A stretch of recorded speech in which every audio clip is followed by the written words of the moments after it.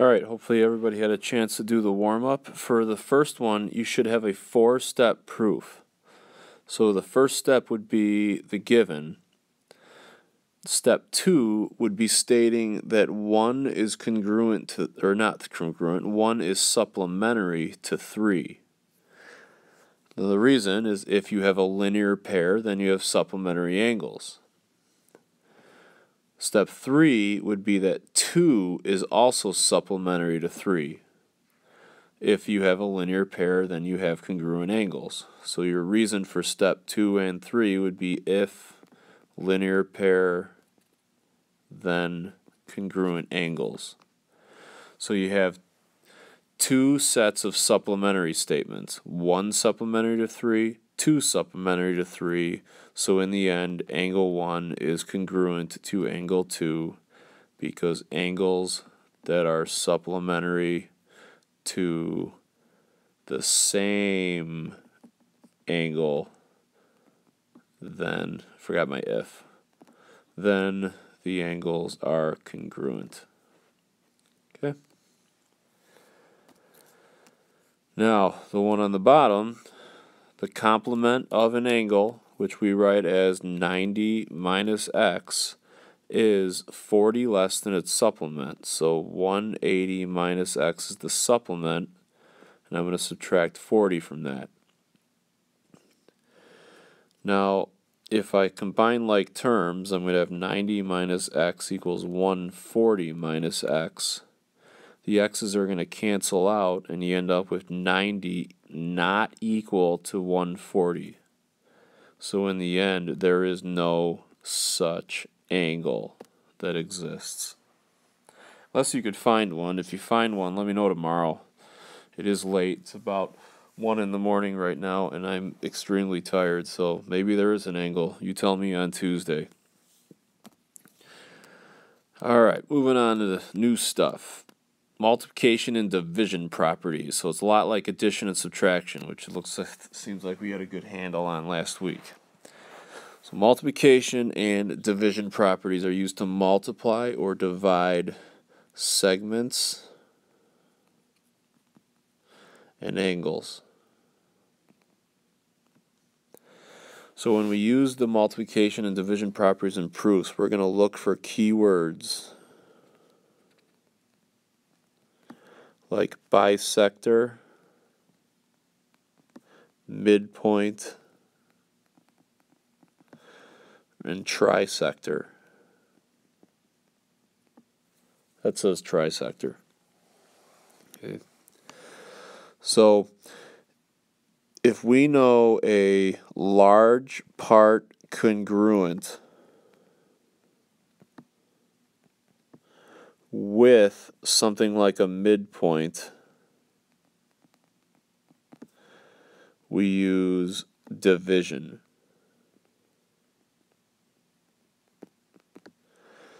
If we know small parts congruent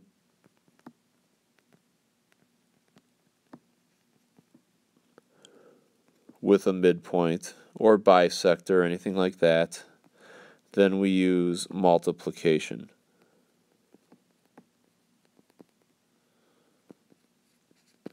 So this is very similar to how to use addition and subtraction last Friday.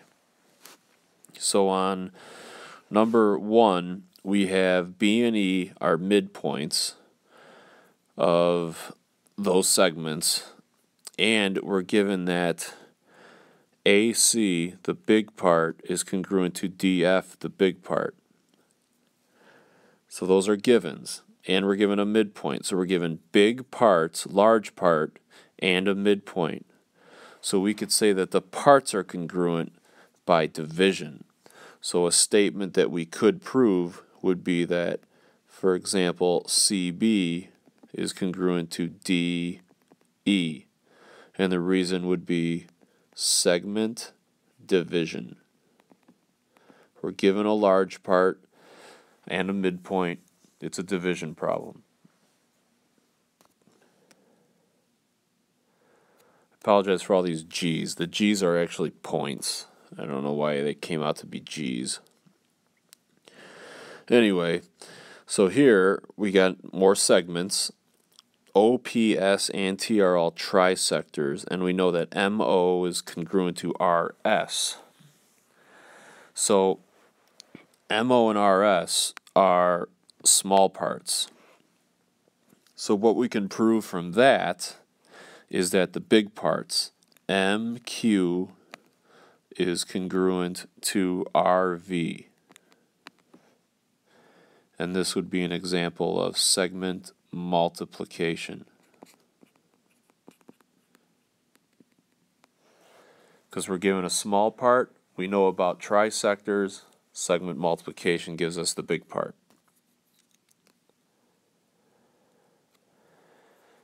In the next one, we're given a bisector. WT is a bisector of XWZ, so we know that's congruent to that. ZT bisects over here. And we know that TWZ is congruent to TZW. So you got parts congruent. These bottom parts here that I'll mark in blue are congruent to each other. So we got bisectors. We have small part congruent, which means that we can prove a large part congruent. So angle XWZ is congruent to angle YZW. And this would be an example of angle multiplication. Okay, given a small part and a bisector, the large part, you get it by multiplying. And, well, what's left? We got AD bisecting BAC, and CD is bisecting BCA. So you got all sorts of congruent parts here. And they're telling us that the big angle is congruent to this big angle. So what can we prove from that? Well, the small parts. We could say angle DAC is congruent to angle DCA. And this would be an example of angle division.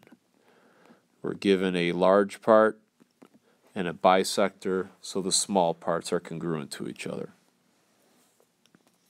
Okay, so not too bad. Just two ideas for today. So let's get into some proofs. Proofs on a Monday, nothing better. So Q and R trisect PS, so that's going to create three congruent parts. N and W trisect on the other side, so that creates three congruent parts. And we're given small part congruent to small part, PQ congruent to PN, these guys at the top. So we know that we have a trisector, we know that we got small parts congruent. We're asked to prove that the large part is congruent. So it's 3 steps to the given.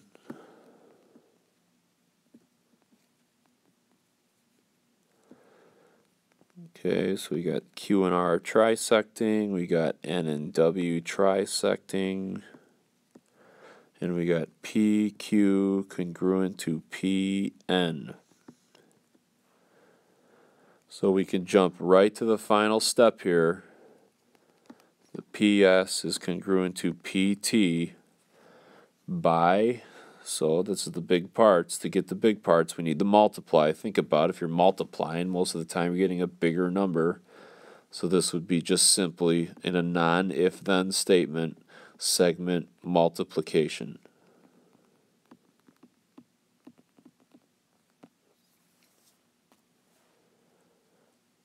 Okay. 2, we got angles. So DB is a bisector, so we know that's congruent to that. And HF is a bisector. These are congruent over here. And we're given that the large angles are congruent. So given a large, we can get some small. And ADB congruent to EHF is going to be one of those small angles. So again, this would have 3 givens.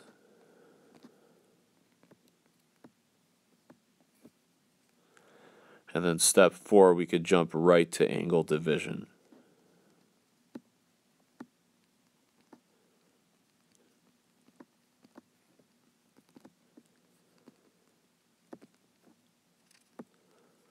So pretty straightforward formula here. You're looking for keywords, midpoint, bisector, trisector, etc., and figure out what you're given in terms of what's congruent. You have to be given some congruent items. If it's a small part, you're going to be multiplying. If it's a large part, you're going to be dividing.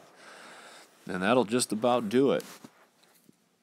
So we're going to practice at this point. Why don't you try this proof? Pause the video, let them try the proof, and then press play, and the answer should be up, I hope. Alright, here's the proof. So you got 4 givens.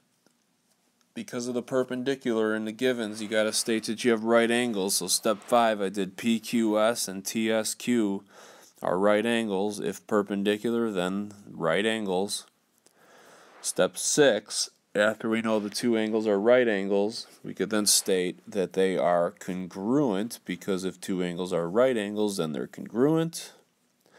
So we have a big part congruent to another big part.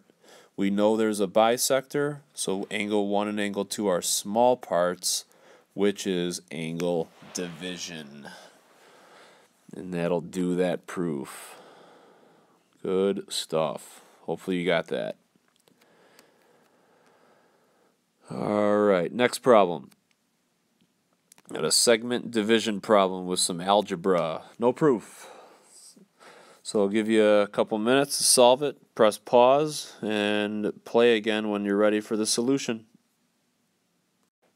Alright, hopefully you got 8.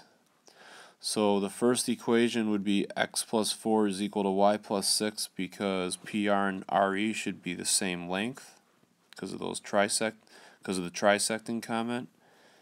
And then if you add PR plus RE, you should get the other side, which is 2x plus y plus 6.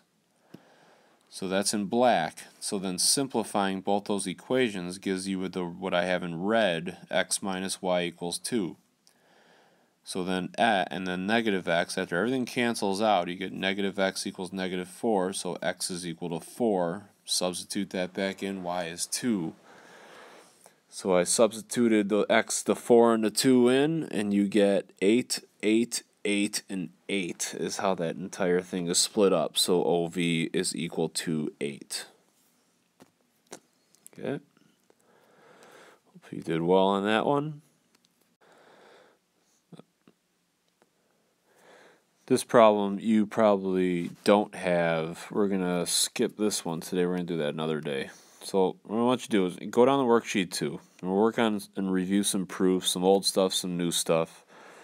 You're going to try these on your own. I put a solution key in the room so you can check them as you go. But what I do want to do is go down and list what I want you to prove. Typically we'd have these discussions in class, but since I'm not there today, I'm just going to give you what I want you to actually prove. So in this first one, I'm going to want you to prove that AC is congruent to BD. Okay? And this second one, I'm going to want you to prove that angle 4 is congruent to angle 5.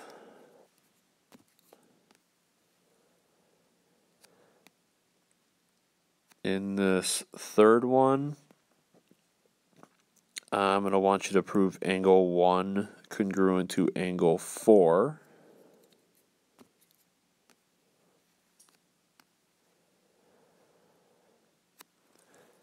In the fourth one, I want you to prove angle 1 congruent to angle 2.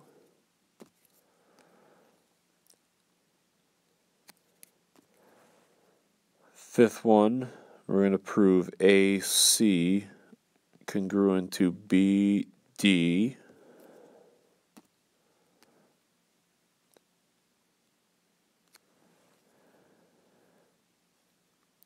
This one here, I want you to prove that angle 1 is congruent to angle 4.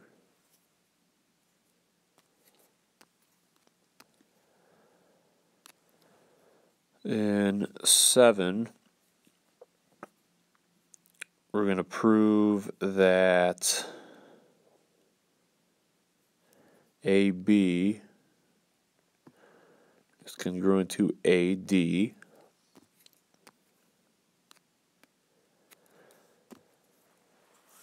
And number 8, we're going to prove that AD is congruent to AE.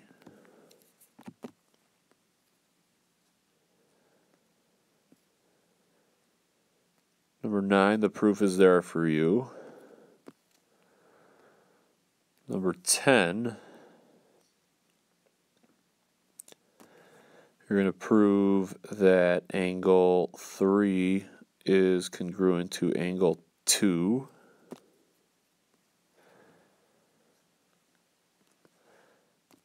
Number 11, you're going to prove, for number 11, put some points in. So ABC, like I have them there with a D in the middle. What you're going to end up proving here is that angle ABC is congruent to angle BCA.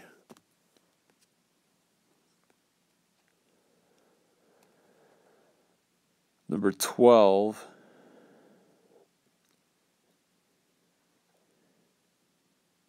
you're going to end up proving here that angle AEC is congruent to angle BED.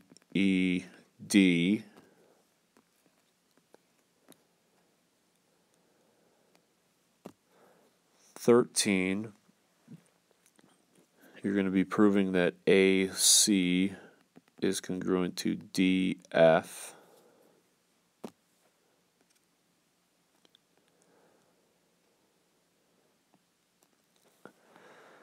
14, you have some trisectors. Those S's are angle marks, actually. And since you know that AEB, which is a part, is congruent, you're going to actually prove the whole. So angle AED congruent to angle JGF, the big parts.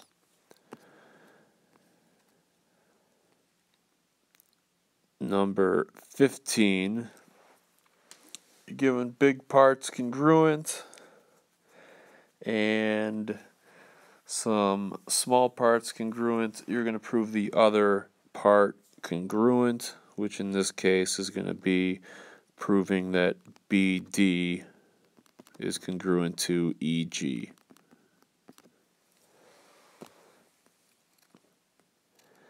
And that should just about do it, I think. Yep, that's all of them. So everything's up on the front for you. And try those. We'll review of addition and subtraction with some multiplication and division peppered in. So after you're done with that, and then get started on your 2.6 assignment, you'll be all caught up, ready to go for substitution and transitive tomorrow. Late start Tuesday. See you then. Thanks for listening.